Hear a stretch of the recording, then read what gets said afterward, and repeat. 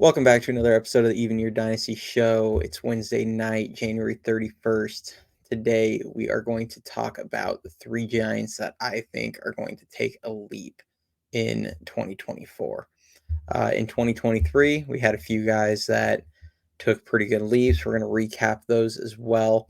And then I'm also going to talk about a couple notable players that you'll notice are missing um, from the three that I'm making the prediction on.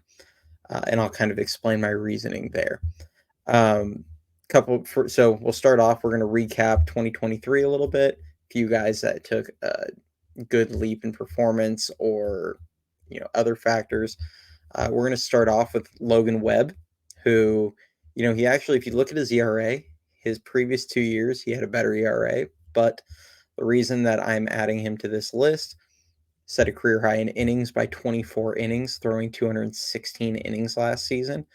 And also, he kind of cemented himself as a leader. I think that's important. The fact that he was being vocal in September and even earlier and even going into this off season, kind of expressing his displeasure and how unacceptable it is what they've been doing out on the field and how they need to change the culture. I think that's awesome. I mean, not all leaps and improvements have to be strictly based off performance. So I actually put on the list. For those that like WAR, if you go off Fangraphs, he actually did improve quite a bit. Went from 4.2 WAR in 2022, which had been his high, to a 4.9. So, he did improve performance wise as well. Now, granted, it's a cumulative. When you throw 24 more innings, makes sense. But he established himself as a workhorse. He established himself as one of the best young pitchers in baseball and one of the best pitchers, period, in baseball. Winning or coming in second in the Cy Young. And I think, he has pretty high expectations going into next season. So he was the first player. Second player I added to the list was Tyro Estrada. If you look just at his offense, he didn't necessarily take a massive step. His OPS actually dropped. He hit the same amount of home runs, albeit in 20 less games. He played 120 games last year due to some missed time from injuries versus 140 the year before. So tied his career high in home runs in less games. Also stole 23 bags versus his career high had been 21. So he could be a 30 steal guy. Maybe he breaks a streak that the Giants have not had a 30 steal guy since Dave Roberts in 2007. So he's probably a prime candidate for that. But he set his career high there. But mainly for him, it was defense. He went from being a very poor defender and an absolute liability at second base, and completely turned it around and turned into one of the better defensive second basemen in baseball. He wasn't a finalist for the Gold Glove, though he really deserved to be. Um, he actually led baseball for people that like the advanced metrics, led baseball in outs above average with 20, which is incredible. So he took a pretty big jump.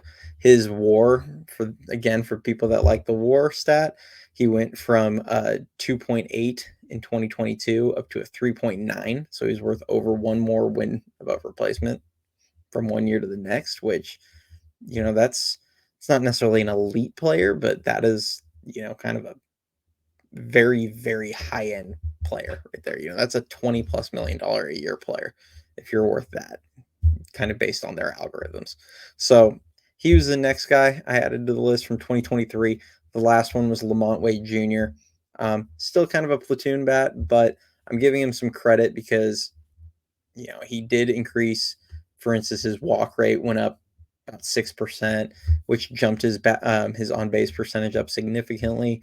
He hit the second, he had hit 18 home runs back in 2021, but he still hit 17 last year. He missed, he was dealing with a knee injury at the back end of the year, so that might have affected his power a little bit. But, what I gave him credit for was, now I don't think super highly of his defense, but the fact that he went to first base and he developed into at least a passable defensive first baseman, I'm going to give him credit for that. And again, for the people that like the war statistic, it was worth 1.7 in 2021. It dropped down to about zero point 0.3 because he had that really bad injury riddled 2022, and he was worth 2.1 last season. So he was a quality. He took a leap from being more of a bench role player to just at least a quality starter. So we're going to give him some credit there. So now we're going to move on to the next three players, and after this, tell me if you guys disagree. Tell me which guys you think are going to be the ones that break out, but these are going to be my three. Number one, I'll just kick it off with Luis Matos. I've already made a video on why I think he's going to break out, but I I look at him as a guy that is poised to take a huge role almost out the gate. If he, if the added strength and his, looks like he's added some muscle, if that translates in spring training, I think potentially it's going to make Austin Slater expendable as soon as spring training. It might be one of those things that they don't even go into the season with Austin Slater if Luis Matos shows enough in spring training. So I think he's a guy that's going to kind of force the issue and force playing time this season. He's already shown that he can handle left-handed pitching specifically. Had an 825 OPS last season against lefties. Did exceptional against them. Struggled a little bit against righties. Um, with that, I think he'll be fine eventually. I don't think he's going to be a platoon player for his career. You look at him in the minors; he hasn't had issues with right-handed pitching in the minors, so I think it's just going to take him some time at the major league level. But he's the first guy. I think we're gonna see. I don't think he's gonna develop into some big slugger, but I think you're gonna see a guy that's gonna start. That average is going to go up from you at 250 last year. I think that average is going to go up 20, 30 points. If you look at kind of the advanced numbers, he was worth or he had an 87 WRC plus, which means he was about 13% worse than league average. I expect that to actually jump up closer to around league average, maybe a little better. I think he's going to be a really solid hitter. He's already got the contact skills. He already produces some of the most professional at bats in the organization. So I think he's going to take a big step this season. The second player that I added, or that I think is going to take a big leap this year, is actually Casey Schmidt, which he might not start the year on the big league roster. It sounds like that you're kind of intending to give Marco Luciano every shot. Right now, JD Davis is blocking him at third base. But what I saw with Casey Schmidt last season was, he obviously had a flawed approach. He didn't, he was chasing everything, didn't swing at good pitches, even the ones in the zone. He'd get count leverage. He would still chase while he had count leverage. He got taken advantage of by major league pitching because they figured out he was going to swing at everything and they stopped throwing him good pitches to hit. And it didn't. And until he proved he can lay off that stuff, they're going to just keep throwing it to him. So the reason why I have kind of some faith in him to take a big step this year, and it's not necessarily that he's going to take a step and be all of a sudden some superstar third baseman or anything like that. But the reason that I have faith that he is going to take a step is when I saw him come back up at the end of the year, and this was in September and, we'll call it the September and October at bats. He took 26 at bats, but it was very clear that he had made a conscious effort to change his approach. He had learned from what he had experienced earlier in the year, and he was laying off the junk. He was chasing way less. He was swinging at good pitches to hit. And in the last month or so of the season, if you just look at September and October, he was 7 for 26 with two doubles, two home runs, and I think 4 strikeouts, and he walked once. So it was solid numbers. Now, it's a small sample size. Is that going to carry over a whole season? Time will tell. Who knows? But I think he's going to use what he learned this season, and this is where getting these kids playing time is so valuable. He has now the opportunity to know how major league pitchers are attacking him and what adjustments he needs to make going into 2024. So I think he's going to show up ready to go. I think he's going to make those adjustments, and I think he's going to take a big jump forward in his performance this season. And then with the defense, I mean, you could tell it carried over to defense. They moved him around at different positions. Frankly, and we've all seen the fielding percentage. We've all seen the 6 errors at third base in a small sample size, but I'm sorry if a guy is heralded amongst scouts, and this isn't just Giant scouts. This is how he was viewed around baseball. If you're heralded as one of the best defensive prospects in all of baseball and your natural position is third base, I'm not going to sit here and think that you can't play third base because of 200 innings that you played there one season where you struggled, where you had been played out of position for over a year because they had been putting him at shortstop for so much time. And then they even tried to play him at second. So does that mess with your head? A lot of players say it does. Not every player is built to go be versatile and play all over the infield. So I'm going to give him some leeway there. I think he'll be fine if they just stick him at short or stick him at third. I'm sorry, and let him play there. Maybe they do put him at short if they determine that Marco Luciano isn't ready. And he showed that he's at least a passable shortstop. He only made 2 errors there. Advanced metrics didn't like him as much at short, which, funny enough, the advanced metrics actually really liked him at third, which he was worth two defensive runs saved and 2 outs above average, and that's with 6 errors in a small sample size. So it kind of speaks volumes in that respect. So I think Schmidt's going to take a big step. I hope they just put him at, my personal preference is they just stick him at third and leave him there. But I do think he's going to take a big step forward. The last guy that I think is going to take a huge leap in this season is Kyle Harrison. Obviously, he's had struggles with command, but this is a guy that's on the 2nd season in a row of being the top left-handed pitching prospect in baseball. 22 years old. He has some of the best stuff. That fastball slider combination is one of the best combinations in baseball. He's working on his changeup and he's working on the cutter, trying to get quicker outs. He is a guy that I have personally felt, for starters, he probably didn't benefit from the automated balls and strikes. Supposedly they squeeze the zone a little bit up near the letters. And as a guy that lives on the high fastball, it kind of makes sense that he kind of struggled a little bit there. But that's no excuse to have 5-6 walks per 9. I think he was actually around like 6.5 down in AAA last year. So clearly he struggles a little bit with command. Now, part of it, to me, it almost feels like he is. It's an approach to pitching issue with him. It feels like he tries to be too perfect, and he was trying to paint the corners, and he's trying to get guys out, on perfect pitches. And sometimes when you have that good of stuff, attack the zone and make the hitters beat you. If you have an elite fastball and an elite slider, just go out there and throw strikes and make them beat you. You don't need to perfectly paint it on the corner.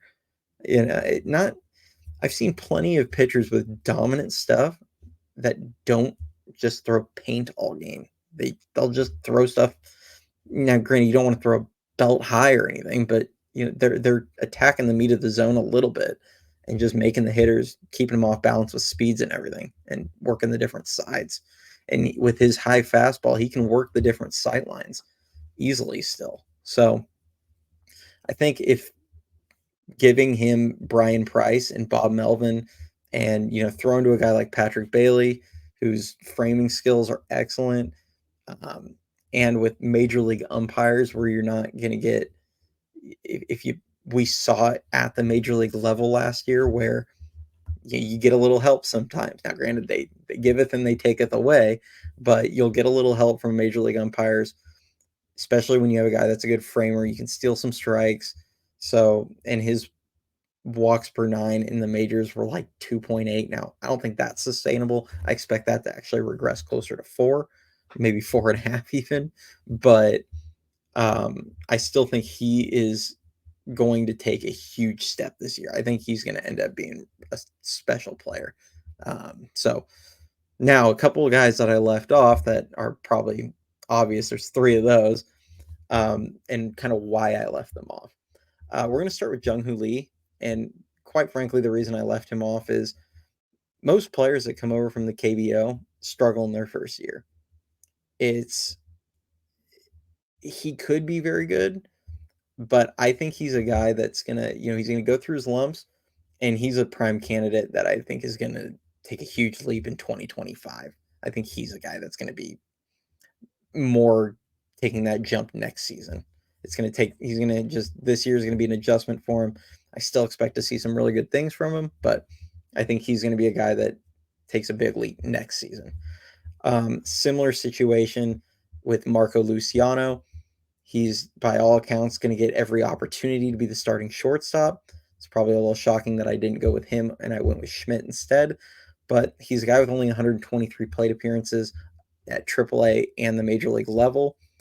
I think it's going to be an adjustment period with him. And I genuinely hope I'm dead wrong on this one. I hope he is the guy that breaks out. And I hope, working with Pat Burrell and Matt Williams and having Bob Melvin as his manager, I hope maybe they work on his approach a little bit, get him a little more aggressive earlier in counts, because he does see, you see him lay off some pitches to hit sometimes that are really good pitches to hit because he's just trying to work counts, which leads to higher strikeout totals, also leads to higher walk totals. But a guy like Marco Luciano, I don't want him walking a bunch. If if he can swing earlier in a count and it hurts his on base percentage slightly, but he hits for a higher average and just drives the ball more, and it's just more of a dangerous hitter. That's what I want in a guy with his hit tool. So I do think there's going to be an adjustment for him. He's taking that. He's younger. He's on. He's making that big jump where he doesn't have a ton of experience in AAA. So he's a guy that I could see come July, August, kind of turning, getting it going and then having a good second half. And then like Jung-Hoo Lee, I think in 2025, that's going to be the Marco Luciano arrival. I think that's when it's going to be, he's going to take that massive step. The last guy is Patrick Bailey.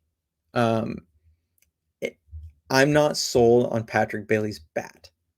He, similar to Casey Schmidt, had a really hot start, and then his bat just completely vanished.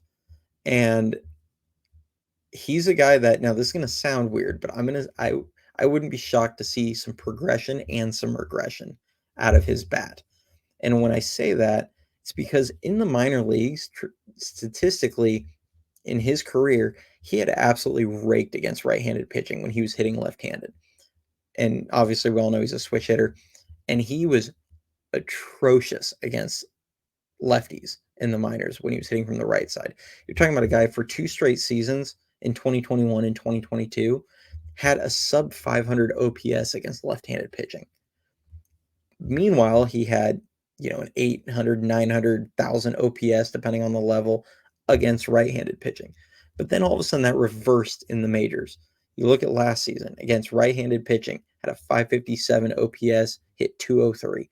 Against left-handed pitching, he hit 298 and had an 829 OPS. I don't think guys, it's something that I could see him getting better as his career went on, but I don't think he's suddenly going to be a guy that just rakes against lefties and can't hit any right-handed pitching. So I do expect him to take a step forward from the left side a little bit, but I also, being reasonable here, I expect his numbers against left-handed pitching to drop probably significantly. So I think the bat is going to be a work in progress. I think he's going to be at least a respectable bat. Now, bear with me, people. I'm hopeful that he can have kind of a Yadier Molina start to his career. And when I say that, go back and look at Yadier's numbers for his first 6-7 years in the major leagues. You're talking about a guy that was a below average bat, and it took him 4 years to even become just close to league average at the plate. But he was winning Gold Gloves, and the Cardinals won a championship in there. So no one cared that his bat wasn't great, and they also had a lot better hitters in that lineup to go with him to take pressure off him, which is a different issue with the Giants. But um, I think his glove's going to be what it is, but I don't think the caliber of player is going to take a massive leap this year.